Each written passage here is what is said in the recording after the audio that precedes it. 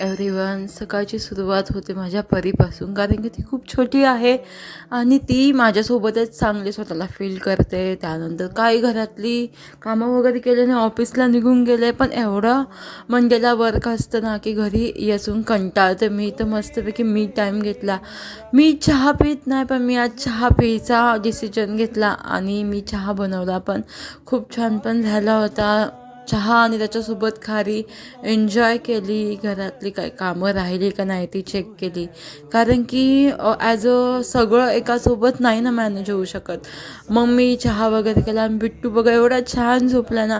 एवढी जास्त प्रमाणात पुण्यामध्ये थंडी वाढली आहे ना की मी बिट्टूला काही म्हणत नाही. मस्तपैकी मी चेंजमध्ये व्हिडिओ बनवली आणि मग बिट्टूला उठवायला लागले, कारण की त्याला मी आल्यालासुद्धा कळालं नाही. तर तुम्हाला माझे व्हिडिओ आवडत असेल तर शेअर करा, लाईक करा, कमेंट करा. See you tomorrow. उद्या पुन्हा भेटू.